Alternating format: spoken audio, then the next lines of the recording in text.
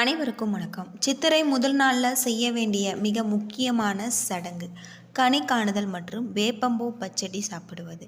இது அறிவியல் ரீதியாகவும் ஆன்மீக ரீதியாகவும் ஆழ்ந்த அர்த்தம் கொண்டதாக கருதப்படுது. இன்றைக்கி நம்ம அந்த வீடியோவில் சித்திரை 1ஆம் தேதி நாம் என்ன செய்யணும், என்ன செய்யக்கூடாது, இதனால் கிடைக்கக்கூடிய பலன்கள் என்ன அப்படிங்கிறத பற்றி முழுமையாக தெரிஞ்சுக்கலாம். வீடியோவை கடைசி வரைக்கும் ஸ்கிப் பண்ணாமல் பாருங்கள். நம்ம சேனலை நீங்கள் இன்னும் சப்ஸ்கிரைப் பண்ணலன்னா மறக்காமல் சப்ஸ்கிரைப் பண்ணிவிடுங்க. வாங்க வீடியோக்குள்ளே போகலாம். இந்த கனி காணும் சடங்கு உண்டாகுவதற்கு என்ன காரணம், இது எப்படி வந்தது என்ற காரணம் பெரும்பாலானோருக்கு தெரியாது. இதுவரை சித்திரை கனி காணுதல் எதற்காக செய்கிறாங்க என்பது உங்களுக்கு தெரியாது என்றால் நீங்கள் தெரிந்து கொண்டு செய்வதும் ரொம்பவும் நல்லது அப்படின்னு சொல்லப்படுது. தமிழ் மாதங்களில் முதல் மாதமான சித்திரை மாத பிறப்பை தமிழ் புத்தாண்டாக கொண்டாடுறோம். இது கேரள மக்கள் சித்திரை விசை என்று பெயரில் கொண்டாடுகின்றாங்க. சூரிய பகவான் 12 நாட்களிலுமே தனது பயணத்தை நிறைவு செய்துவிட்டு மீண்டும் புதிதாக மேச ராசியில் இருந்து தனது பயணத்தை புதிதாக துவங்கும் நாள் என்பதால் சித்திரை முதல் நாள் சிறப்புக்குரிய நாளாக கருதப்படுது. தமிழ் புத்தாண்டு ஆன சித்திரை முதல் நாளில் செய்ய வேண்டிய தமிழ்நாடு கேரளாவில் இந்துக்களால் கடைபிடிக்கப்படும் மிக முக்கியமாக சடங்காக இது கருதப்படுது. இது சித்திரை கனி என்று அழைக்கப்படுது. அது மட்டும் இல்லாமல் விடியற்காலை முதல்ல காண்பது என்று பொருள். சித்திரை முதல் நாளான தமிழ் புத்தாண்டிற்கு முந்தைய நாள் இரவு ஒரு தட்டில் மா, பலா, வாழை ஆகிய முக்கணிகள், வெற்றிலை பாக்கு, இனிப்பு, தங்கம், நகைகள், தங்க காசுகள், பணம், குங்குமம், மஞ்சள், அச்சதை பூ ஆகியவற்றை வைத்து அதற்கு முன் ஒரு கண்ணாடியை வைத்து பூஜை அறையில் சாமி படத்திற்கு முன்பாக வைத்துவிட்டு தூங்க சென்று விடுவார்கள்.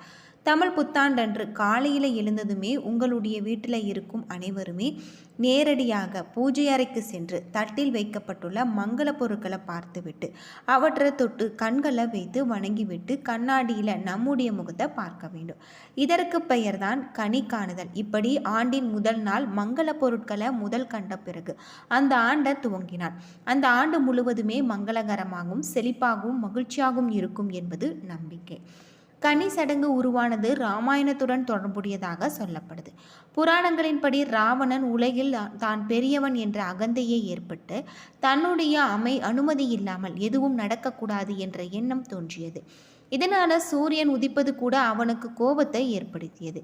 சூரிய கதிர்கள் அவனது அனுமதி இல்லாமல் அவரது அரண்மனைக்கு நேரடியாக விழுவது, சூரியனை கடும் வெப்பம் ஆகியவை ராவணனுக்கு மேலும் கோபத்தை ஏற்படுத்தியது.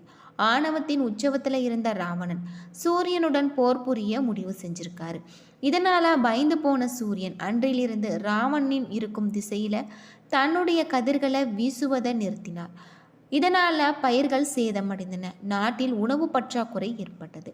மக்கள் இருளில் வாழ்ந்தனர். ஸ்ரீராமர் அவர்களை காப்பாற்ற வரும் வரை, இராமாயண போரில் ராவணன் வீழும் வரை அந்த மக்கள் இருளிலேயே இருந்திருக்காங்க.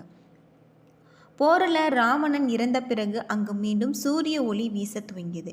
இந்த நாளை நினைவு கூறும் விதமாக தான் விஷி கொண்டாடுவதாக நம்பப்படுது. சித்திரை முதல் நாள் தமிழர் மரபுப்படி தமிழ் புத்தாண்டாக பல காலமாக கொண்டாடப்பட்டு வருது.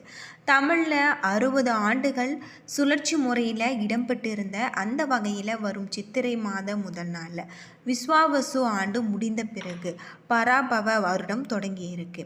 அது மட்டும் இல்லாமல் பராபரம் முதல் நாளில் நாம் சூரியனின் கட்டத்தில் குரு பகவான் செஞ்சிருக்கிறார். ஏப்ரல் 14ஆம் நாள் செவ்வாய்க்கிழமை அன்று இந்த பராபவ ஆண்டு தொடங்கியது. இந்த நாளில் சூரியனை வணங்குவது மிகவும் அதிர்ஷ்டத்தை தரும் என்று சொல்லப்படுது. சித்திரை முதல் நாள் பல ஊர்களில் தமிழ் புத்தாண்டு அன்று சித்திரை கனி காணும் நிகழ்வு நடைபெறுவது வழக்கம். அதாவது இந்த நாட்களில் ஒரு தாம்பலத்தில் மாம்பழம், வாழைப்பழம், பலாசுலை, ஆப்பிள், ஆரஞ்சு முதலான பழங்கள் வரிசையாக வைப்பாங்க. மேலும் தங்கம், வெள்ளி, மஞ்சள் போன்ற பொருட்களும் கண்ணாடி உள்ளிட்டவை வைத்து அடுக்கி வைப்பாங்க.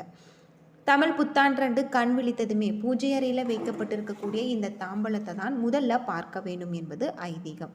இதில் உங்களுடைய கண்ணாடியில் நம்முடைய முகத்தை பார்த்து விட்டு பிறகு அடுக்கி வைத்திருக்கக்கூடிய பழம், பணம், நகைகளை பார்க்க வேண்டும். இவ்வாறு செய்வதால் வருடம் முழுவதும் மகிழ்ச்சி பொங்கும், சுபகாரியங்கள் நடைபெறும் என்பது நம்பிக்கை. மேலும் தமிழ் புத்தாண்டன்று அறுசுவைகளும் இடம்பெற்றிருக்கும். உணவை சமைத்து படையலிட வேண்டும். இனிப்பு, கசப்பு, உவர்ப்பு, கார்ப்பு, துவர்ப்பு, புளிப்பு ஆகிய 6 சுவைகளும் இருக்கும். நாம் பொதுவாக எல்லா நாட்களுமே பாவற்காய் சேர்ப்பது இல்லை. ஆனால் தமிழ் புத்தாண்டு அன்று அத்தகைய வகையான சுவைகளும் இடம் பெற்ற படையலை படைப்பது விசேஷம். குறிப்பாக மதிய உணவில் வேப்பம்பூ பச்சடி, மாங்காய் பச்சடி, பருப்பு வடை, நீர்மோர், பாயாசம், மெதுவடை போன்றவை இடம்பெறுதல் அவசியம். விருந்தினர்களுடைய வருகையும் விருந்தோம்பலும் நம்முடைய பாரம்பரியம். இவை அனைத்துமே கலந்ததுதான் வாழ்க்கை என்பது அறிவுறுத்துவதே. இவ்வாறு அறுசுவை உணவை இந்த புத்தாண்டின் தொடக்கத்தில் படைக்கப்படுகிறது அப்படின்னு சொல்லப்படுது.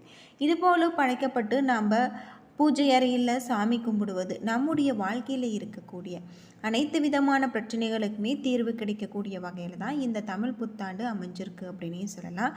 சித்திரை கனி காணுதல் என்பது பழங்காலமாக கடைபிடிக்கப்பட்டு வரக்கூடிய ஒரு நிகழ்வு. தமிழர்களின் வாழ்க்கையில் சித்திரை மாதம் என்பது மிக முக்கியமானது. தமிழ் மாதங்களில் முதலாவதாக இருக்கக்கூடிய சித்திரை மாதமானது ஒவ்வொரு ஆண்டுமே ஏப்ரல் 14ஆம் தேதி பிறகும் சித்திரை மாதம் என்பது ஆன்மீகத்தப்படி சூரிய பகவான் 12 ராசிகளுக்குமே பயணப்பட்டு மீண்டும் மீன ராசியில் இருந்து மேச ராசிக்கு பயணப்படுவது. இந்த மாதத்தில் சித்ரா பௌர்ணமி, அக்னி நட்சத்திரம், அட்சய திருதி ஆகியவை பல்வேறு விசேஷங்கள் வரக்கூடியதாக இருக்குது.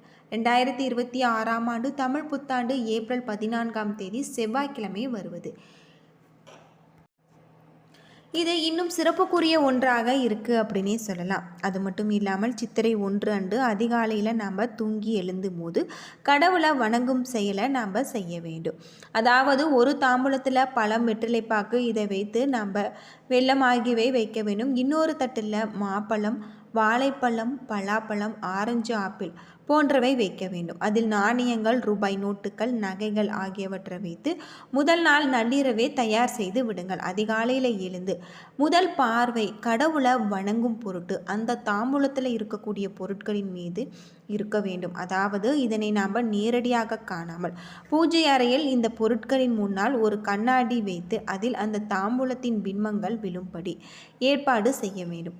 அதன்படி விதிகளை பின்பற்ற வேண்டும். இந்த பராபவ ஆண்டு சாஸ்திரத்தின்படி இந்த நாட்களை கண்டிப்பாக சூரிய பகவானை வணங்கப்பட வேண்டும். இவ்வாறு கனி காணுதல் நிகழ்ச்சிகளை பார்த்தால் அடுத்த ஓராண்டிற்கு நம்முடைய வாழ்க்கையில் ஏற்படும் இன்னல்கள் மறைந்து செல்வ செழிப்பு மேலோங்கும் என்பது நம்பிக்கையாக இருக்குது.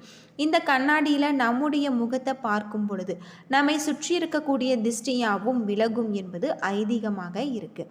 அதே போல் இந்த புத்தாண்டு நாம் சமைக்கும் மதிய உணவில் வெல்லம், பாகக்காய், மாங்காய், வேப்பம்பூ ஆகியவை இடம்பெற்றிருக்க வேண்டும் என சொல்லப்படுது. இந்த நாட்களில் கடவுள் வழிபாடு முடிந்து வீட்டில் உள்ள பெரியவர்கள் ஆசையை பெற வேண்டும் என சொல்கிறாங்க. ஆன்மீக ரீதியாக இது போல் நம்ம செய்து கடவுளை வழிபட்டு வருவது நம்முடைய வாழ்க்கைக்கு இன்னும் சிறப்புக்குரிய ஒன்று அப்படின்னே சொல்லலாம். பொதுவாக கனி காணுதல் என்பது கேரளாவில் மிக விசேஷமாக கொண்டாடப்பட்டு வருது. அதாவது ஒரு தாம்பூலத்தில் மாப்பழம், வாழைப்பழம், பலாசுலை, ஆப்பிள், ஆரஞ்சு முதலான பழங்களை வரிசையாக வைப்பாங்க. பாக்கு, பழம், வெள்ளி, தங்கம், மஞ்சள், குங்குமம், பணம் இன்னொரு தாம்பூலத்திலையும் அரிசி, கல்லுப்பு, பருப்பு, மஞ்சள், வெல்லம் என ஒற்றைப்படையில் 5 பொருட்கள் வைத்து கொள்ள வேண்டும். அதில் சில்லறை காசுகள், பூ மற்றும் தங்க நகைகள் அடுக்கி வைப்பாங்க. முதல் நாளே வீட்டு பூஜை அறையில் சந்தனம், குங்குமம் வைத்து அலங்கரித்து பழங்களும், காசுகளும், கண்ணாடிகளும், பூக்களும், தங்க நகைகளும் கொண்ட தாம்பூலத்தை பூஜை அறையில் கோலமிட்டு பலகையின் மீது ஒரு முகம் பார்க்கும் கண்ணாடியின் இருபுறமும் குத்து விளக்கு ஏற்றி வைத்து விடுங்கள். புத்தாண்டன்று அதிகாலையில் கண் விழித்ததுமே பூஜை அறையில் வைத்த கண்ணாடியில் அதன் முகம் பார்த்து விட்டு தாம்பூலத்தில் அடுக்கி வைத்திருக்கக்கூடிய பழங்கள், பணத்தை, கண்ணாடி, தங்க நகைகளை கண்டு தரிசிக்க செய்வாங்க. சித்திரை விஷ நாளில் இப்படி செய்து கண் விழித்து பார்ப்பதால் கனிகளை போல வாழ்க்கை இனிமையாக இருக்கும். நம்முடைய முகத்தை நாமே கண்ணாடியில் பார்ப்பதால் நம்மை சுற்றி இருக்கக்கூடிய திஷ்டிகள் அனைத்தும் விலகிவிடும். தங்கம் மற்றும் காசுகளை பார்ப்பதால் சகல ஐஸ்வர்யங்களும் நம்முடைய இல்லத்தில் தங்கும் என்பது ஐதீகம். ஒரு காலத்தில் கேரளாவில் மட்டுமே இருந்து வந்த இந்த சம்பிரதாயம் இப்போது தமிழகத்தில் வந்துவிட்டது. தமிழ் புத்தாண்டு நாளில் கனி காணுதல் வாழ்க்கையில் மகிழ்ச்சியை கொண்டாடி வரக்கூடியது என்பது சாஸ்திரத்தில் சொல்லப்பட்டிருக்கு. கை நீட்டம் என்று இந்த கனி காணுதலை சொல்வாங்க. அதே போல் புத்தாண்டன்று மதிய உணவில் வெல்லம், மாங்காய், வேப்பம்பச்சடி கண்டிப்பாக இருக்க வேண்டும். குடும்பத்தில் உள்ள பெரியவர்களிடம் குடும்ப உறுப்பினர்கள், சிறுவர்கள், சிறுமிகள் காலில் விழுந்து வணங்கி ஆசை பெறுவாங்க. அப்பொழுது பெரியவர்கள் தங்களுடைய குடும்ப உறுப்பினர்கள் மற்றும் பேரன் பேத்திகள் உற்றார் உறவினர்களுக்கு அக்கம் பக்கத்த நண்பர் ஊழியர்களுக்கு வசதிக்கேற்ப காசுகள் தருவாங்க. இதனால் பெரியோர்களுடைய ஆசையும் நம்மளுக்கு கிடைத்த மாதிரி இருக்கும். என்ன நண்பர்களே, வீடியோ பிடிச்சிருந்தால் லைக் பண்ணுங்கள், ஷேர் பண்ணுங்கள், கமெண்ட் பண்ணுங்கள். நன்றி நண்பர்களே.